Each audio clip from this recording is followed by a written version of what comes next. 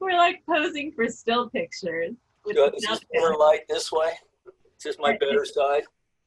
I think you're going to move around a lot. You usually do. Hey, everybody who's watching. Welcome to Thoughts on Talks, where apparently our first thoughts are how our lighting is. Yes. Hi. And how our posed smiles look. So today we're going to be talking about the March 29th Sunday talk, right? And the topic of that is, what's your preferred pronoun? Spirit is in every expression. Is that right, Rev? Yeah, but so, yeah, okay. I was going to say something bad, but I stopped myself. Self-editing, that's good. See, that's because you've been practicing watching your thoughts and editing. That, it's a skill you've developed. So you were there in the office at Center Spiritual Living in Granada Hills, in your office, so we could see what he sees, what the Rev looks at. He's looking at Purell hand sanitizer and Clorox wipes. He's usually facing, this way when he's on the computer, and the other way we would see Melissa through the window if she were there. But she's working from home now because of COVID-19. And the kids coming by on the skateboards every day about this time have not been down here for a while. That's good. They're starting to feel like the Maytag repairman out here. Why? That's probably before your time. I remember the Maytag repairman commercial. Yeah, he was the loneliest guy in town. Oh, I get Maytags it. never broke down. Right. So this week you did the service in the sanctuary again, which was wonderful to see you and Reverend Nancy and Ken Francis and Jason Goldstein on the instruments. Yeah. It felt normal, which is nice. Great. And you started the talk on kind of the normally scheduled talk, which is part of the Divine Feminine, the topics for the month. But you only did half of it on that to give us something different to think about for a change. And then you addressed our current state in, what is it, our second full week of? Second full week, yeah. So we had our general meeting. Right. 3 Sundays ago, and to my knowledge, no one is sick. So that means that, we have passed the quarantine period. If any of us were asymptomatic or whatever the word is. Right. Yeah. So that's good. Yeah. Very good. We crossed our first milestone. Nice. And so I think you were being kind to us by having a different topic of discussion for a change, at least for part of it. But it all ties together, because looking at how spirit is in every expression and then connecting it to maybe a next logical conclusion, which we wouldn't think of if we had never faced it before, of well, if we believe this and this is true, then this also has to be true, which is, doesn't matter how you identify, what gender, you are also spirit in expression. And we need to see everybody as spirit. Yeah. Well, and I always, I just like to speak to my own process and such things, because I am not an early adapter. Right? So within the cultural creative community, of which the marketing folks say that New thought folks are attracted to, there are the early adapters, who are the first one to go out and buy the new iPhone and adapt Snapchat right away, and first on Facebook and blah blah blah, and I'm one of those guys who waits a couple of years to see if this is the time when Big Brother's going to swoop in. So that's you're waiting for? Which is keeps me a little behind the curve, and of course this business on which pronoun to use was pretty controversial a couple of years ago when the Canadian professor Jordan Peterson, who was I think he was out of Toronto, I think. I can't remember where. I'm not sure either, but he's a Jungian guy, right? A Jungian guy, and he just apparently, Canada was getting ready to pass a law requiring people to use pronouns of choice. Okay. And he finally said, come on, enough's enough. This is ridiculous, right? Really? Of course, he had also written this book, that many young men appealed to, because basically he was speaking to, I suppose you would call them millennials. I have no idea what the age group would be. Mm. But basically just, hey, stop. You don't want to be treated like a kid. Stop acting like a kid. You can start by making your bed. How about that? And he just had these, rules to live by that a lot of young men connected with. So anyway, this is kind of a response to the backlash, which he seemed genuinely puzzled by, because I was watching him for some time, because I'm always trying to find conservative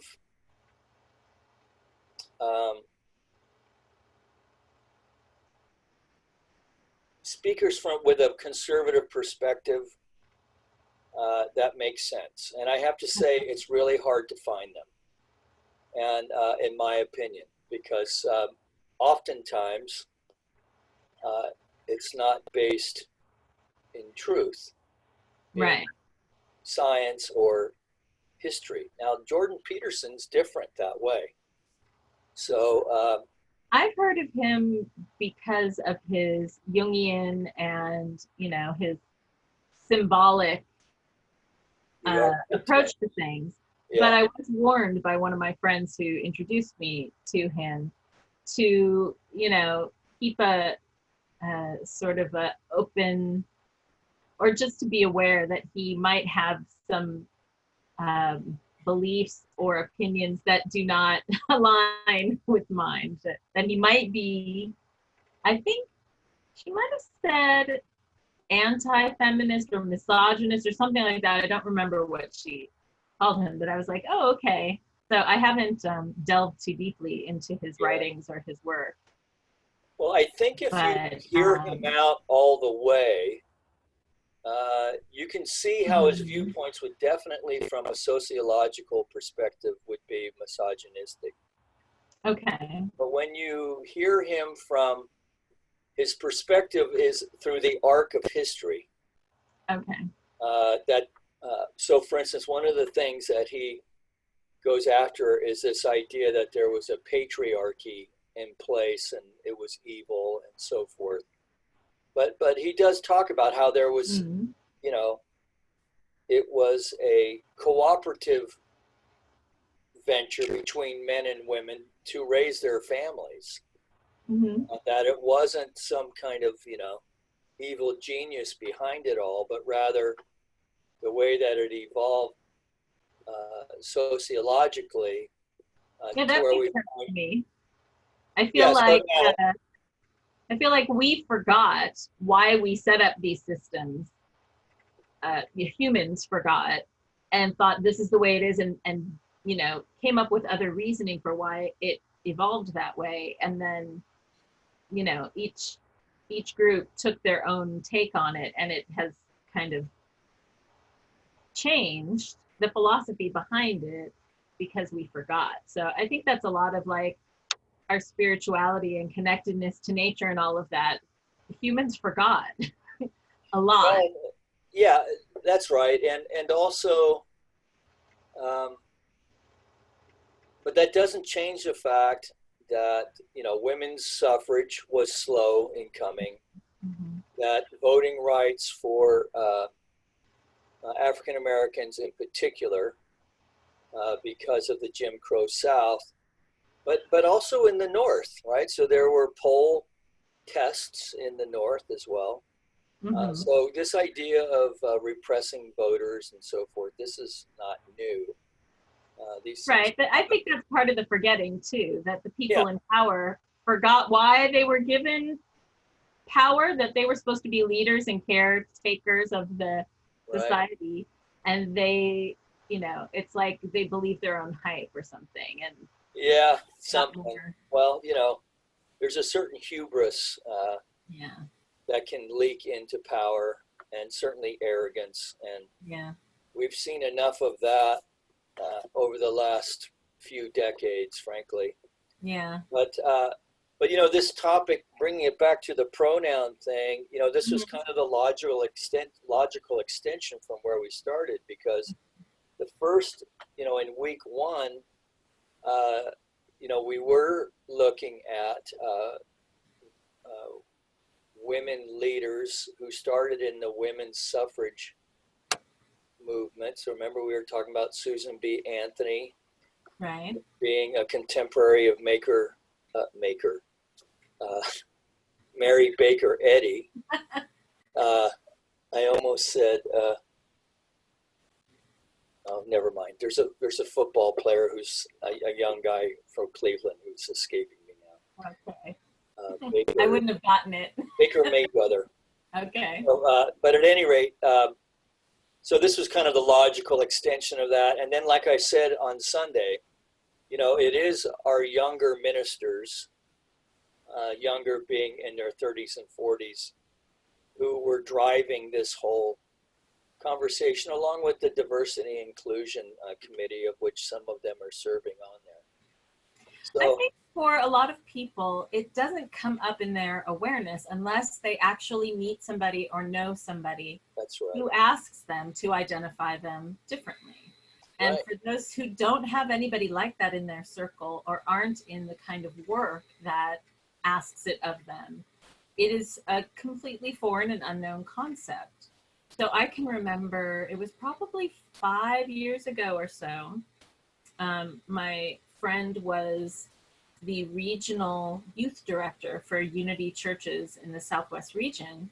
And this is something that came up for them with what gender the teens identified with, and how to manage things like what bathrooms they used, or for camp settings, what cabin they were assigned to. And these are things that were brought up because they did want to acknowledge and see the young person the way the young person was asking to be seen, and honor all those who might be uncomfortable with it as well, to try to just be gentle and honest with the whole situation.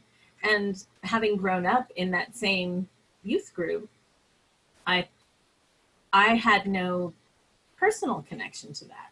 But I've heard people, you know, telling stories about like how their grandchild had a family conference and asked to be, that the pronoun chosen was they, which I have a problem with that just grammatically. I think that we can come up with something more creative, but for now they will work, because there's no, in English language, it's not like in other languages. Although other languages have the masculine and feminine, like if you think of Spanish or the Latin languages. I would suspect that the hardest part about this is probably on parents, right? And this speaks to your direct experience of things. So I'm always kind of nervous to address such things, because, you know, I'm kind of in my own, you know, process with that. And I almost said, but I didn't think it would be appropriate or helpful, right? But, you know, if you're going to be dressed like Beyonce, don't ask me to call you Bob, right? So if the visual cues are there, right? So then it kind of makes it easy for me to be, because in the beginning it feels like, I'll just say it, it feels like an accommodation, right? And so I think the whole point of the talk is that, you know, accommodation is a good start. Right. But really what we need is to be respectful and, you know. Right. And why are we calling them this, what they want to be called? Ultimately is because they're asking us to. Right. And so sometimes it feels like an accommodation or even a manipulation. Like if you're trying to have a conversation with somebody and, you know, they're going to, you know, and you slip into him or her by mistake or whatever. Right. I'm thinking more in a parental role. Oh, okay. But I did get some good input from a couple of the members in the center who have thanked me for addressing it because they did have experience within their own family. Wow. With grandchildren or nieces and nephews, and so, you know, it comes down to that, you know, when the group sees the world as a certain way. To me, the interesting thing here is that it's not just like white men who have to deal with it, right? But it's men and women together who are part of the hetero, let's just say that the hetero cohort, right? That this is something that we need to get over together, right? So this one in the cohort cuts across the racial stuff, it cuts across male and female, and it's really calling us to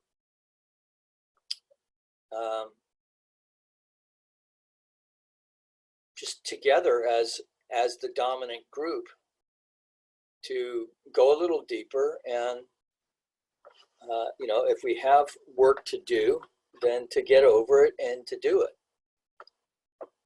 And that little soliloquy was all on my own because Malayna has just left the building. I don't know if we're still recording or not. Let's find out. I'm going to stop recording. Okay, so we're back on. So a slight technical glitch in the middle of the sentence. What did you see? Did you see me just disappear? Because I saw you freeze. I saw you freeze. Okay. Like you were going, well, you're giving me that, I don't know about that look. And then I saw you freeze also. So I kept talking in case it was like a couple weeks ago. All right, well, we'll look at it later. Let's see, how many minutes are we into this? We can. To know. Well, it doesn't say. Anyway, okay. So we're back about how we need to incrementally shift, and sometimes it feels uncomfortable, to change the way we see each other and communicate with each other. And I don't know, I think. Well, I was also speaking to, in some weird way, the heterosexual community now is one. Where we, you know, instead of men versus women or white versus people of color, now it's the heterosexual community, which cuts across all races and everything else. Right. But together, we need to be more mindful and compassionate towards. Yeah. So we, I want to say kids, but I imagine it's not just kids. Right, because a lot of adults feel freed up in their lives or in their communities that they can now express who they are more fully, where they might not have when they were younger, because they see it happening. So I see it a lot on media, that a lot of television shows have characters that are going through this, that helps those of us who don't maybe know somebody in our inner circles or in our lives, just kind of see it played out in fiction and start thinking that way and start questioning, oh, what if I were in that position and how would I handle it and all of that. So, well, and I often wonder if those are stereotypes that are presented on television. perhaps because Anyway, it's symbolic of, but it gets the conversation going, doesn't it? yeah. Because I remember back in my redneck days, you know, when I was on my road to recovery, Mm-hmm. and seeing, the gay, quote unquote, gay agenda being expressed in network television. Okay. I remember, having the big eye roll at the time. I do observe, or I have observed, that if you look at the percentage of maybe gay characters versus cisgender is the correct term for heterosexual, or people who identify with the gender that they were born into. It's called what? Cisgender, CIS. Oh, okay. That Something new. that I wonder if the percentage of characters on television is higher than the percentage in the population. But still, even so, it's... Well, yeah, I'm sure they are, but it's like I said yesterday, the truth is that folks who identify in this way are probably all around us and we don't know it, right? Because if they're not within our direct experience as a relation, let's just say, mm-hmm. then, we'd have no reason to know. Right. So anyway, it's just one more way that we are learning to be more respectful and accepting of each other. And, that's really never a bad thing. I know some conservative denominations, struggle with it. Mm-hmm. But, if they go back to the basic principles of whatever denomination that they are in and get down to what Dr. Edward Viljoen, our spiritual leader, calls the most ancient name for God, which is love. That's really what folks are looking for, is to be loved enough to be respected. Yeah. Accepted, and mm-hmm. not seen as a deviant or an outlier in some way. Right. I just use the word deviant. When's the last time you ever heard that word used? It's been ages. At least in our circles. There are places in the world that seem to use old-fashioned words a lot still. And I think sociologically and psychologically, I don't know that maybe. I suppose, if statistically things could be deviant, but anyway, I don't think they're referring to homosexual as deviant. No. Some of the other expressions that have been ostracized. Well, and even to say it's just homosexual, there's a whole range of expression in the non-cisgender community, where there's from cross-dressing to transsexual, where they actually have an operation, to, there's everything in between. So there's a whole spectrum. And this, looking at it, I wrote down a quote that is probably yours. You can tell me if it is or not. That the divine is gender neutral across the whole cosmic sweep of love. Yeah, I actually did write that. Nicely done. The cosmic sweep of love is a Ernest Holmes term. Okay. From the textbook. Okay. So it's that, instead of saying the androgynous one, it's just energy that has masculine and feminine aspects, but it's a cosmic sweep of love that includes all of us. So that's important to remember as another way to what's the word, apply our spiritual principles to situations in real life. So things that challenge, that push the envelope of our understanding. And right now we're in a time where kind of everything is pushing our envelope, that we're in a very unknown space in the world because of the pandemic.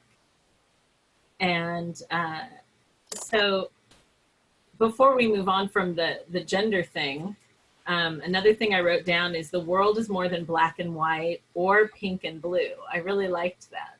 Oh. Was that yours? That was me. Nicely done. And then I started thinking about how lately, the past several years, especially with social media, there has been this gender reveal thing when couples are pregnant and they want to tell their friends and family if they're having a boy or girl. Have you seen these things? I've been to them. Yeah. Have you? Yeah. Okay, so what was the gender reveal thing that you went to? Was it just a cake that they cut into, or was it? Oh, no, it was a big affair. Yeah? It was actually very sweet because it's someone who I had been doing prayer work for around fertility stuff. And, and so they were older parents, and they just couldn't be. There was a sweetness in the welcoming, you know, making this child welcome. I mean, it was kind of over the top, right? And there was like a little game. They knew who it was, and I think we voted on whether it was a girl or a boy. Okay. And but it was fun, and it was done in a fun way. Okay. And like I say, it's definitely different, you know, when someone's in their 20s or certainly in their teens, right? Which I have not been to, but I would presume that would be different than someone's who in their late 30s, right? Right. Well, and the I don't remember when I was growing up that a gender reveal party was a thing. Oh. But now they've got cakes that you can order that, you know, you cut into it and a certain color of M&Ms or icing comes out, or cupcakes, or there's little things that explode. I mean, it's a whole thing.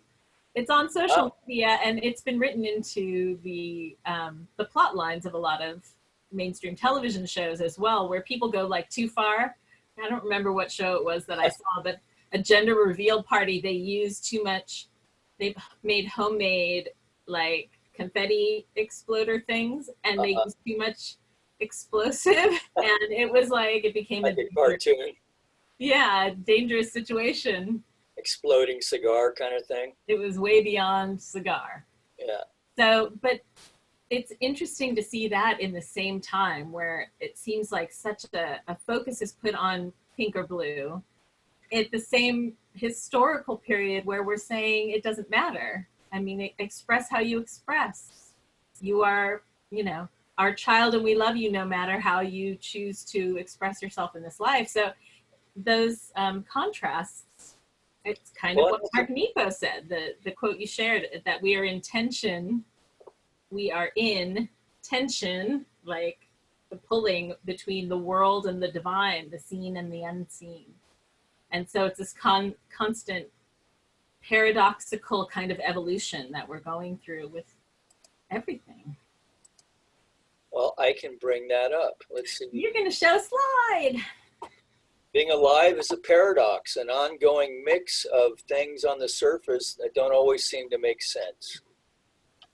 I can't read what that word is. But voicing what doesn't seem to make sense helps.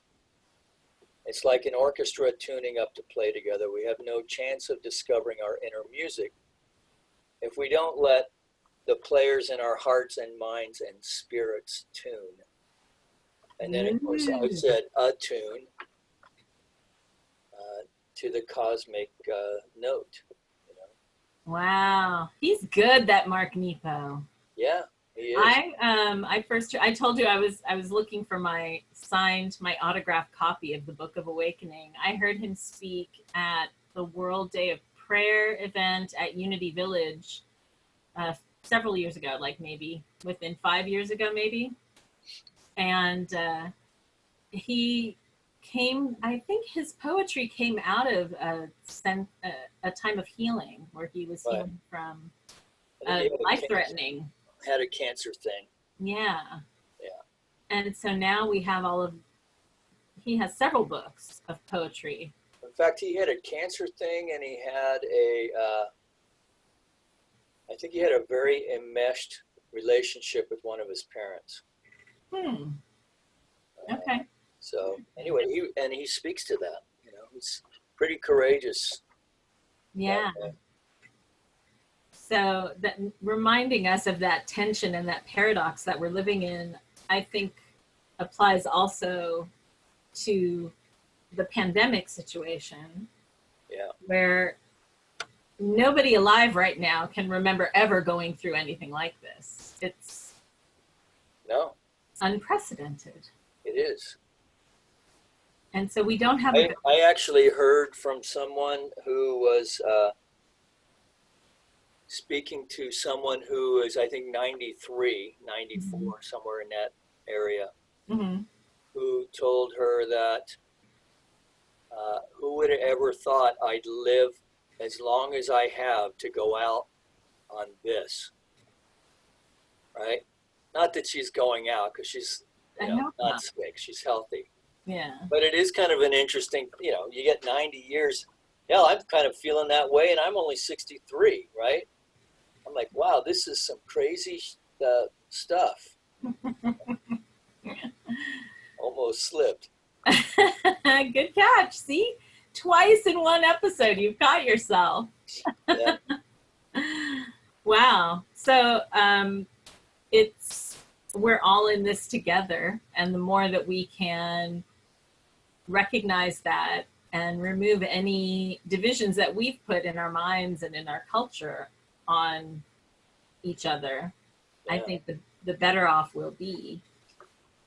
I noticed very clearly the painting that was behind you on Sunday is Noah's Ark. I don't think I ever looked at it so closely.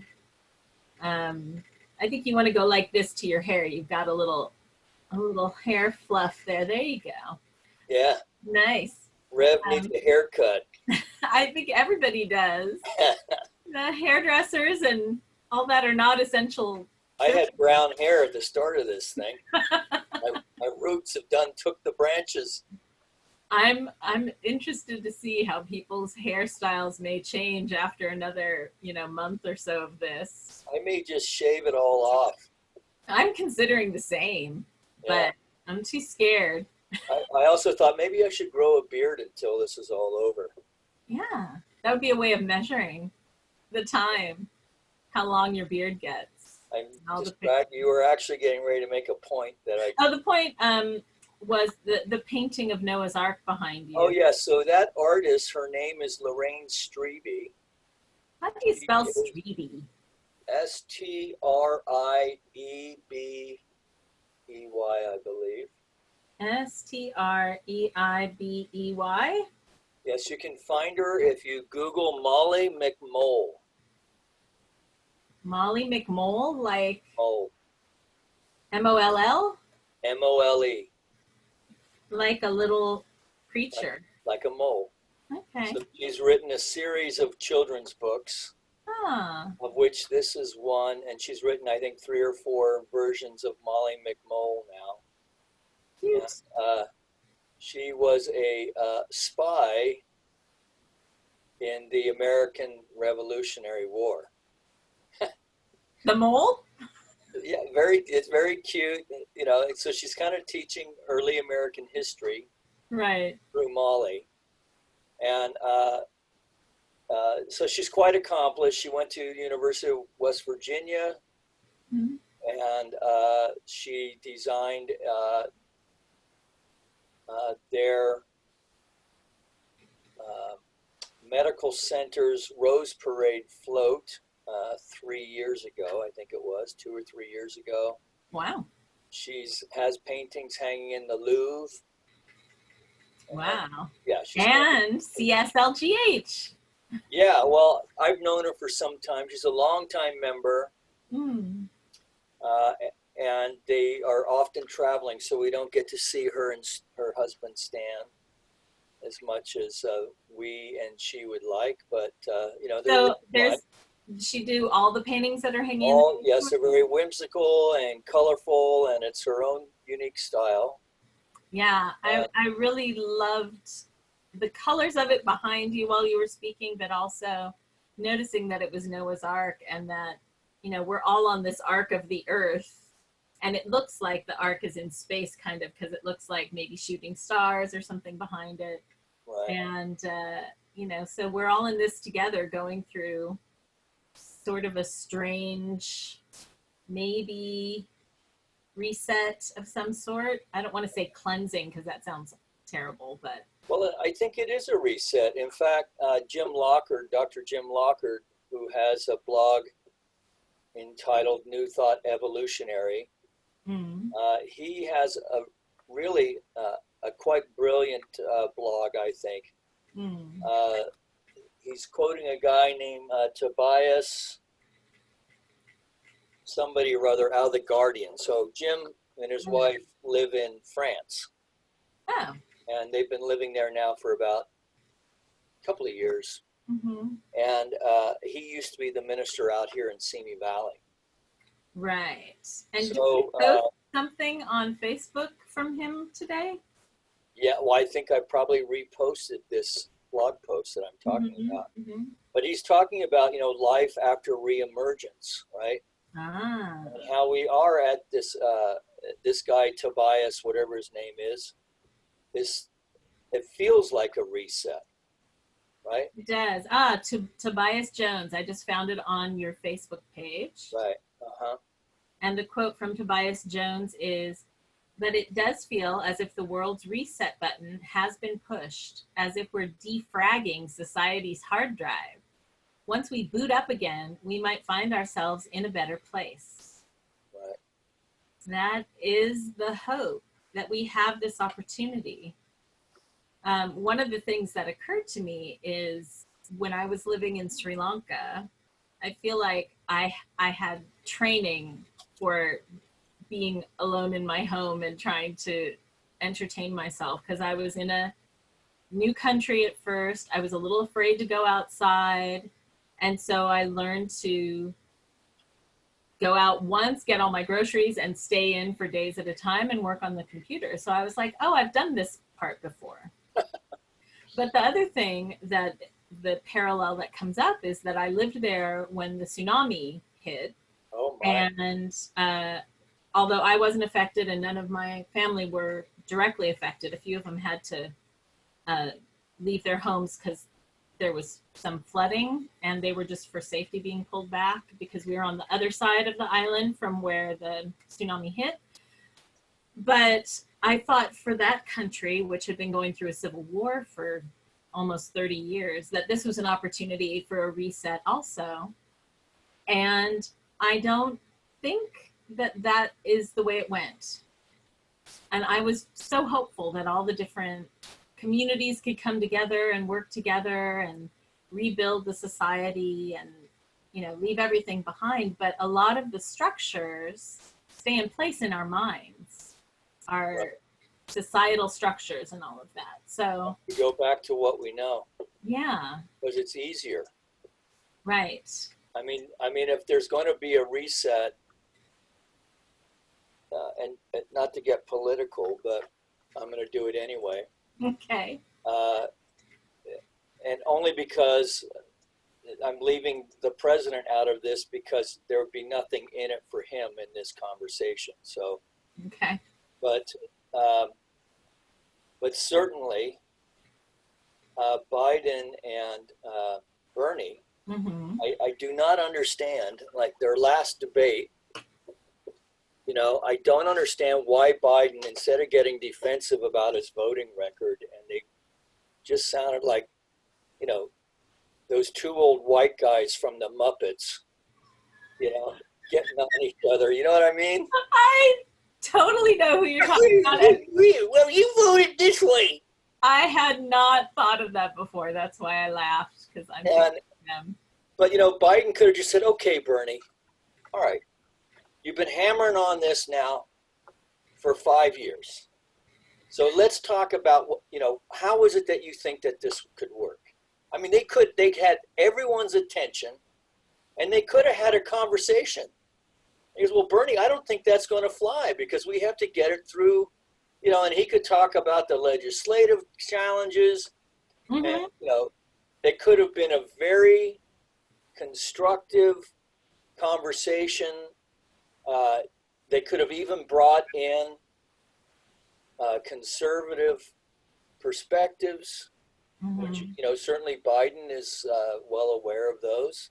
Yeah. And are you talking about the debate where they had no audience and it was just the two? No, it was just the commentators and them. Yeah. And there's only been one of those, right? Yeah. And it just kind of descended into, they started, Well, I think it was more conversational than they have been. Yes. They weren't yelling, like Bernie wasn't trying to reach the whole audience by yelling to them. He was talking in a normal voice, and they were calling each other by their first names and kind of asking each other questions. But yes, certainly it could have gone further, but they're still trying to prove one is right and needs, to get the vote, and one is wrong. So just the structure of it is set up in that way. Yeah. So, but and this gets to your point, though, that, we go back to what we know, and if we're going to have a true reset, right? Mm-hmm. So, what does this have to do with, religious science is change your thinking, change your life, right? Well, what we're seeing here are the cracks in the system in the ways that we've known, or at least strongly suspected, did not really work. Yeah. And it doesn't work because we've allowed it. Now, this is totally opinion on my part, but we've allowed the healthcare system to be profit driven, and it didn't need to be. Right. Right? I mean, a lot of these hospitals got privatized after Prop 13 because there wasn't the tax base to support them. And they've got California now. But there were all kinds of little small community hospitals, and they got bought up into conglomerates. So there's another contrast that I could see from living overseas, that I lived in a country that had national health care. And so if you got into a car accident, they just took you to the closest hospital and you got treated. Now, if you had your own private health care, you could choose to go to a hospital that you had chosen and you had paid a little extra for and do that. But if you didn't have the ability to do that, you still got treatment.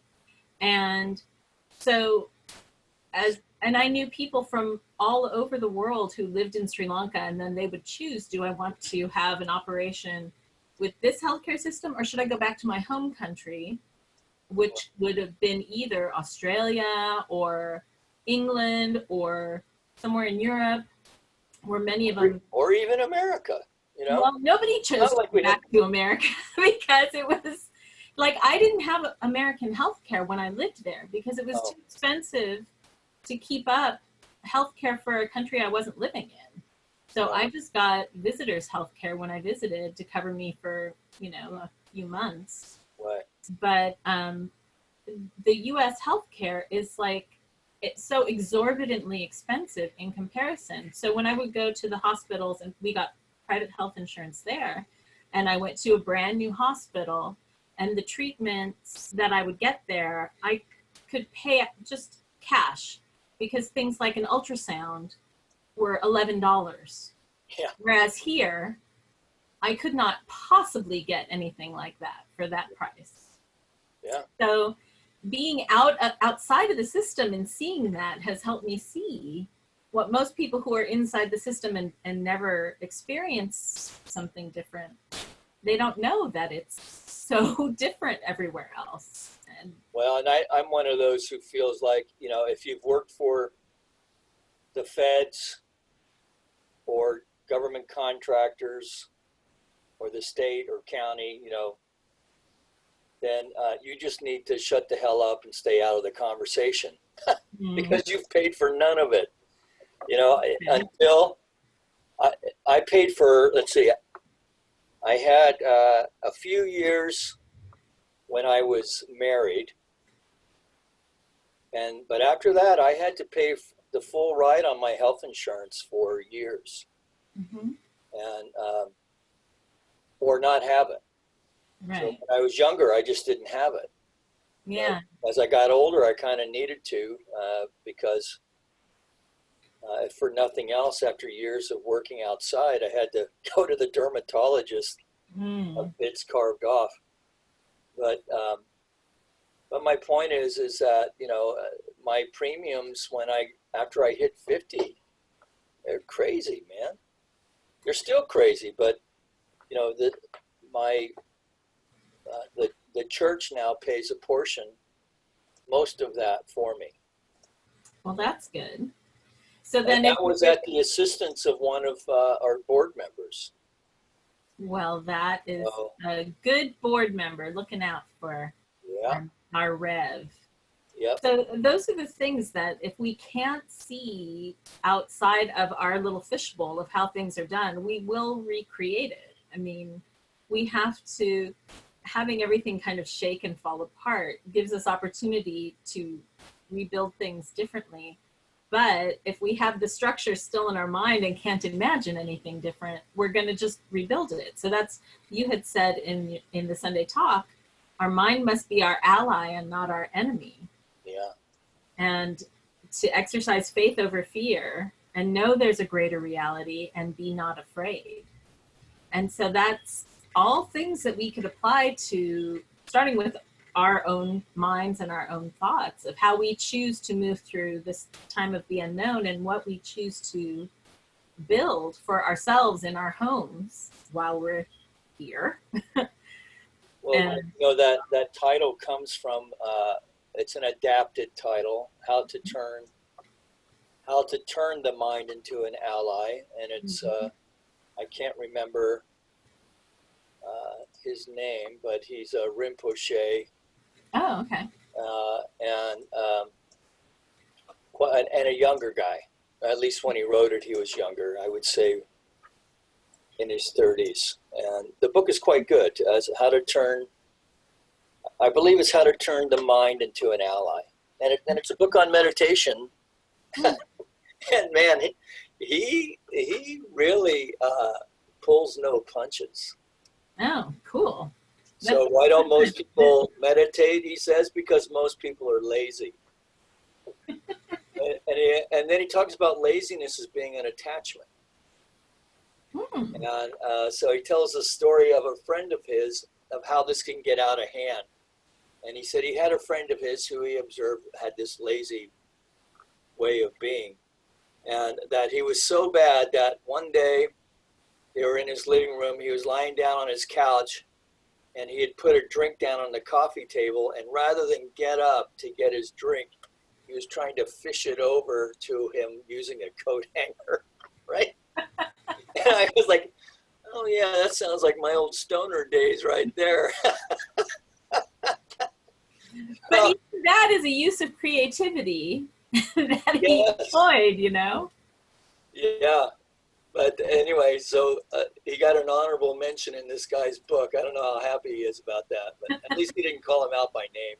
Right. Yeah. So you had even said in the Sunday talk that we're responsible for our thoughts, which leads to our actions, which influences our communities and our governing bodies. Yeah. So that is really where we are right now, is with our own thoughts in our own homes and our own families and restructuring how we do things. And we are kind of forced in many ways to do that because we may not have our, you know, habitual products available to us, things that we would normally just casually go to the store and get whenever we wanted and only have to get enough for this week. Right. Those things aren't available. Our hairdressers aren't available. So everything can change. Yep. Excuse me, that's not a dry cough. It's a wet cough.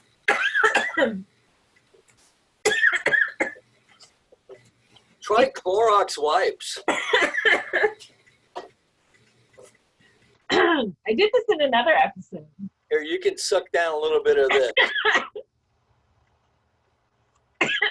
It's like in the movie The Green Mile, where the guy in The Green Mile has all this, he sucks in like the negative. Take it away, boss. Take it away. And then spits it out. I'm in that process. Yeah. It's my chocolate almond milk. It's too, it's too thick. It was like flies or something, wasn't it? What? Didn't he like spew out flies? They look like ashes or fireflies or Something. embers or something. Yeah. The first time you see it, it's like, oh God. Yeah. That is beyond my sensibilities. Yeah, that was gnarly. Yeah. But what a great metaphor for the stuff that's, remember what he was doing was pulling the dark side out of what he was hanging on to. Like emotional, unhealed ick out of people. Yeah. They didn't teach us that in ministerial school, by the way. Maybe not that exact technique. A little different. A little different technique. I have to say, it is weird. It is weird speaking to an empty room. And it's weird not seeing everyone. Yeah. It's... I was thinking that people might be getting to the point like Tom Hanks in Castaway, where he befriended the volleyball and named it Wilson. Or it had Wilson on it, so that was its name. But like, how many people have started befriending inanimate objects in their homes if they don't have somebody or a pet with them? Yeah. You know? Well, we've got 3 dogs, so. Yeah, and you've got your lovely bride Stephanie in your house with you, so. Yes. But there are people who are alone in their apartments, and she keeps me from getting bored. That's good. Yeah, so going back to, it was really kind of the second half of your talk was focused more on what we're living in right now today. Yeah. So practicing strong mental and physical hygiene. Yeah. And right. I don't think I made that one up, but I don't know where I picked it up either. Okay. Maybe it was in this, because I read this book, Making the Mind into an Ally, some time ago. Okay. So it might be in there. Okay. But the idea is, in the same way that we practice dental hygiene or personal hygiene, right, to pay attention to what it is that we're thinking. Yes. Yeah. Which is, I think is a lot easier to say than it is to do, frankly. Yeah. Well, I mean, you've given a great example a couple of times in this talk where you caught yourself, where a thought was about to become something you spoke and you caught yourself. So it's that same process that can happen internally with practice, is you catch yourself and say, no, that's not a thought I want to invest in. Right. And you shift from that. I read a wonderful prayer. Actually, I think in my case, it comes out more like, oh, if I say that, I'm going to get in trouble. Well, if that's what works for you. I read a wonderful prayer that I posted to my Facebook, which is a prayer for anxiety from a Quaker, anarchist. Let me see if I can find it. And basically, it acknowledges that we are in a scary time.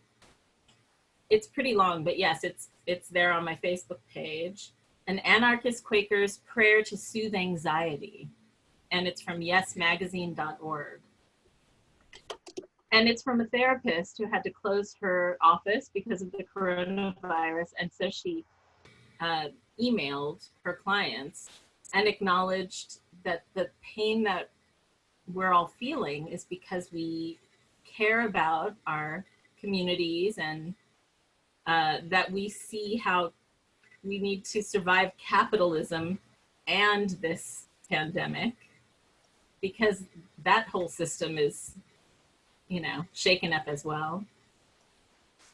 And that, you know, although we don't know how things are going to work out, and it may not be okay, which, you know, I have a friend who, both of her parents were having trouble breathing last week.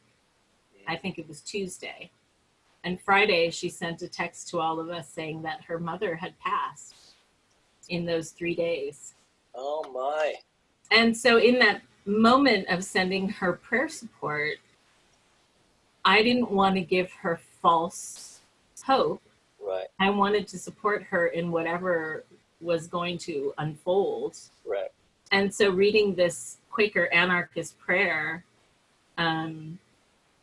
she does acknowledge that things may not turn out okay, or at least the way that we would want them to.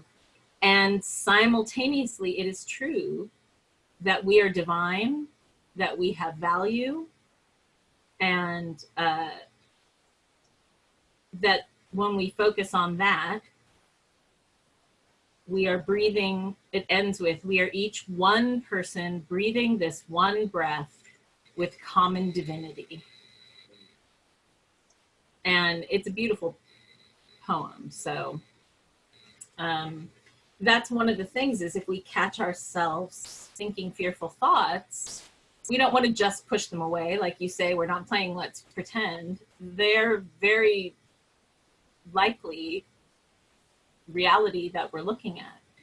But to know that the two truths, going back to the paradox that Mark Nepo wrote about, yeah, the two truths can be simultaneously true. And this prayer even says the best truths are paradoxical, that you can hold two at once. There you go. Yep. And that we are divine, and we are going through a amazing, crazy, scary time, all of us together. And the whole planet. I mean, you can look at the numbers from the world, but I've been talking to my family in Sri Lanka, and they're what it's known as curfew, but they're not able to go out of their house even to go to the grocery store. They are in full lockdown. And I have family members who have like self-quarantine, where they've actually kind of sequestered themselves, separated from their families just in case. Right.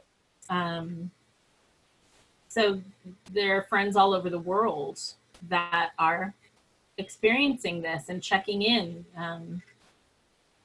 So it really is all of us in this together. Yeah. So it's time to do our work. And that's maybe a good time to show the slide of your shamrock, your triad treatment. Oh, I love that image though. You could stop there for a minute. Yeah, this is the many faces of God is what I was, I think this is what that was tied to that idea. And this is Norman Rockwell, you said? Norman Rockwell, yeah. So when I was the Indian woman holding her hands in like a lotus. Right here. At the top, yeah. Yeah. And I love all the colors and facial features of all of the, I mean, it's just such a beautiful expression of humanity. Yeah. Yeah. There you go. Triad treatment. Yeah, so how did that hit you? It made me think of a song that I heard from Michael Gott. It was actually at that same World Day of Prayer thing at Unity Village that I went 2 years ago. Michael Gott was one of two ministers doing a week-long retreat. And he taught us a song that he wrote that goes through the steps of prayer. And the first line of it is, God is all that there is. The second is, I have all that I need. I am grateful, I am blessed, so it is. So this is only 3, and it's a little different than that song, but I like that. I like these three. Well, I thought I was very clever, and I thought I had invented this. You did it? But I invented, using it on a shamrock. Okay, there you go. It was a St. Patrick's Day thing several years back. And why did you not use a 4-leaf clover? Because a 4-leaf is not Irish. The national symbol of Ireland is the shamrock, not the 4-leaf clover. Well, 4-leaf clovers are supposed to be extremely rare too, so we want to use something that's accessible to everybody, I guess. Oh, nice. Yeah, that's a nice thought. Yeah. But yeah, because, in religious science, as I said yesterday, we speak to the triune nature of the divine, right? Mm-hmm. So the assertive masculine principle or thought, the receptive feminine principle or the law or the creative medium, and the activity of those two together creating effect or the demonstration to create one unified whole, which of course Patrick used the shamrock for the same thing to describe the three persons in the one God. But I came up with this, and so the idea is that you cut it out so that you have a shamrock, and then on the back you write down what it is you're wanting to make welcome. So if you think back to last week, where I encouraged people to, if I were king of the world, how would things be? Right? And because that's really what we're doing, in spiritual mind treatment, we're actually putting a demand on the universe. We're putting a demand on the law. We're not asking, we're not crossing our fingers and going, hope that works. Because again, remember, hope is a subtle illusion and the unconscious compromise. We're knowing the truth. The truth is that God is all there is. That our word has power because it is impressing itself upon the mind, the one mind of spirit. So our mind is thinking into the mind of the spirit at all times. So, which is basically what a prayer is. But the difference between a prayer and a spiritual mind treatment, of course, is that a prayer believes that there's separation. And that a prayer is kind of a transactional exercise between the divine and ourselves. That if we obey the commandments, then we're going to get the payoff. But that's what we think. Right. Jesus is the one who pointed out that the rain falls on the just and the unjust alike. So even he acknowledged that, nasty people sometimes, get their own way. And that sucks, but that's just the way it is. And so this idea of spiritual mind treatment then is to speak our word with authority. I like the word authority because the root word, as I think I pointed out before, is author. So we are the author. Right. We're the creator of this story that we're writing. And so we speak with authority because we have... Author and also authorize. Ah, yes. Right? Very good, yeah. So, so it's different in petitionary prayer in that way. Both can be effective in the way, right? So I mean, there's a mountain of crutches at Lourdes from people who spoke petitionary prayer in the form of the rosary. And certainly a devotional. There's, devotional practice definitely has merit. And those people went to Lourdes because they believed in the power of that place to boost their own power of prayer. Sure. And they would have left their crutches because they believed so much they stepped into this new reality that they had come to meet. So that's kind of that which I'm seeking is seeking me. They went to a place, but we know that the place that we really are going to is the power within us, and that's in back of all of reality. Correct. Yeah, and Holmes also talks about how, when we plant a seed, right? So that seed thought, which impregnates the law, if you will, Mm-hmm. we don't go back and plant the seed to see if it's growing, right? But yet, at the same time, and I can't remember where I found this. I should reach out to the gal who's running archives. Mm. So in the at the turn of the 20th century, kids would play a game where they would take a stick and they would hit a hoop to keep the hoop going. Mm. Probably from when we had wooden barrels Mm-hmm. as storage things, I'm guessing. But the idea is that you would run along and you would keep this hoop going by putting hitting it with this, stroking it with the stick to get more spin on it. Okay. So Holmes uses that. He uses that metaphor as the energy that we put on a spiritual mind treatment, not to dig things up and see how it's doing, but to put a little spin on it. And so that's where I came up with this idea of this mantra that we can use until we get there.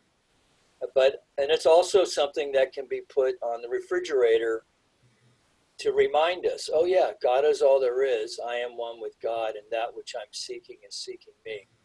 And I've had people use this and to great result. Oh, cool. And so it's a fun thing, and it's easy. So I'm just, my intention as we work through this pandemic business is to really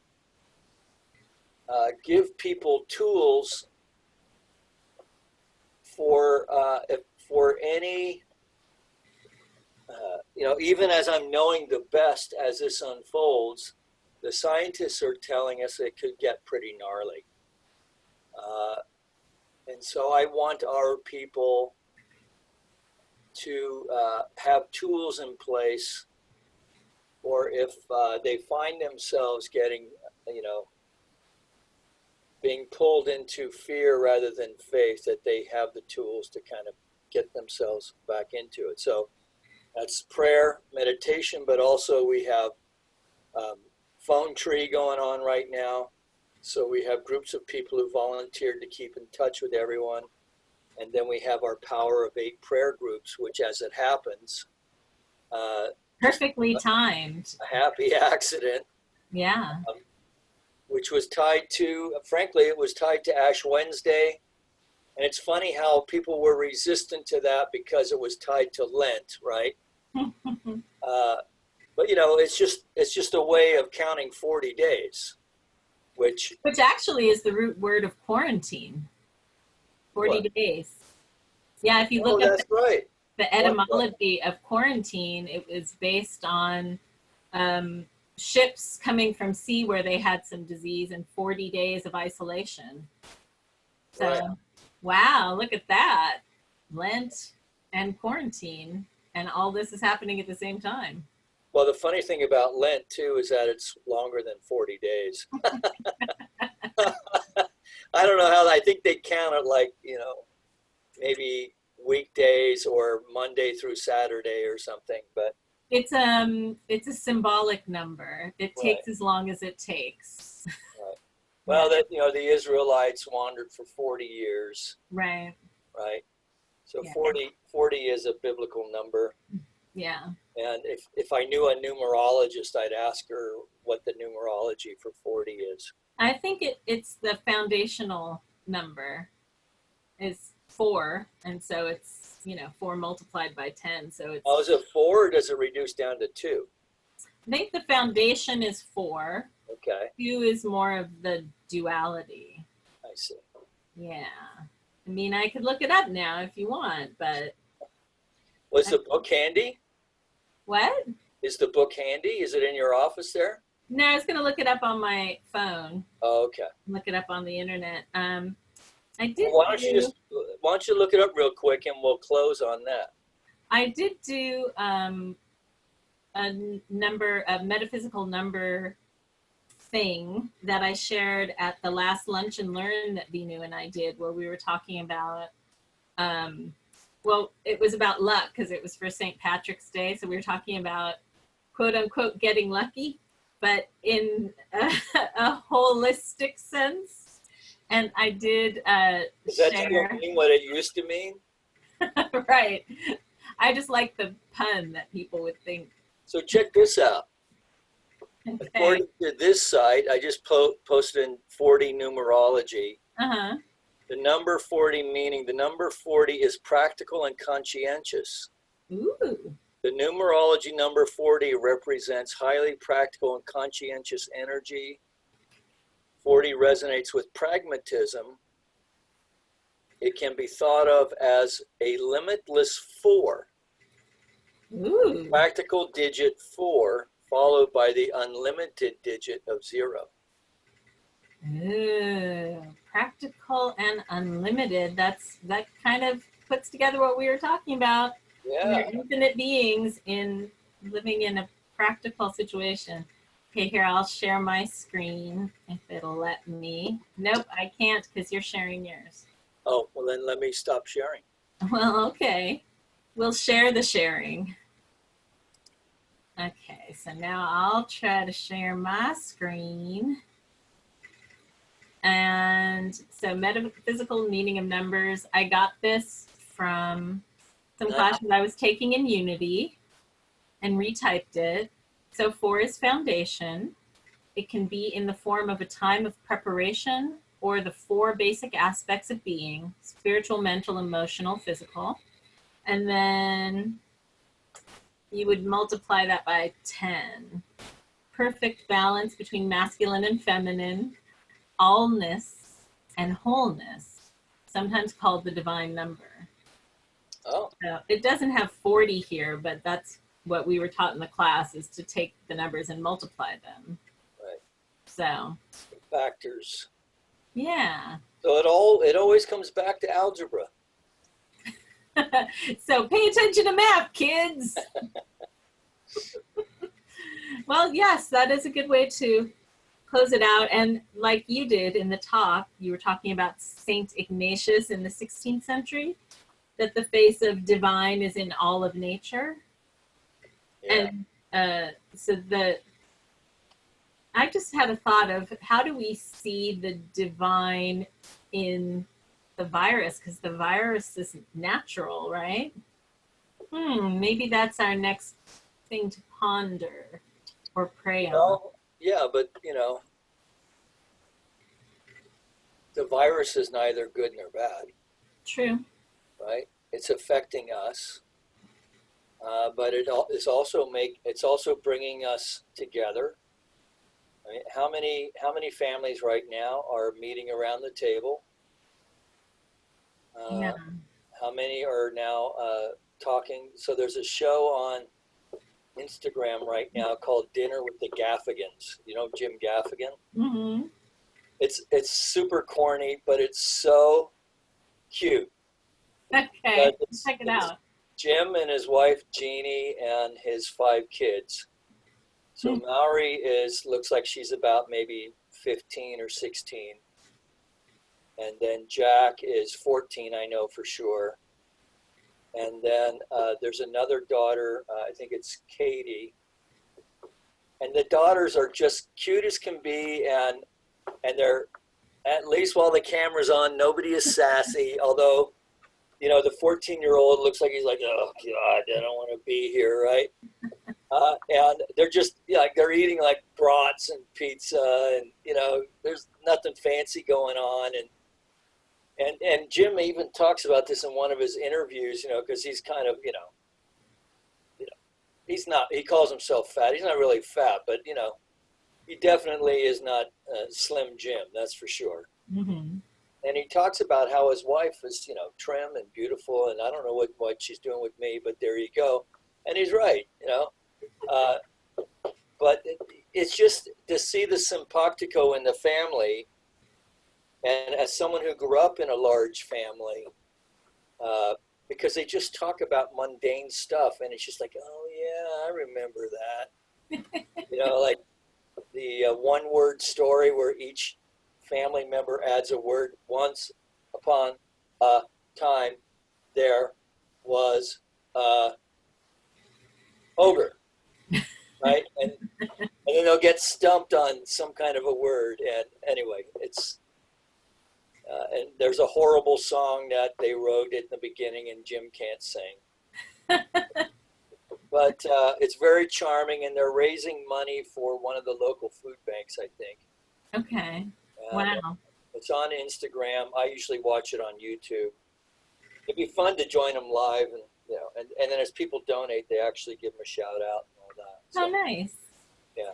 Well, and that's for people who are lucky enough to be healthy and to be in homes with their families and to have enough and not be filled with fear and anxiety. There are also plenty of people who are struggling. I have a friend in New York City who has symptoms, and he's alone in his apartment, and he's being very careful not to, even go for a walk. He lives near Central Park because he doesn't want to accidentally expose somebody.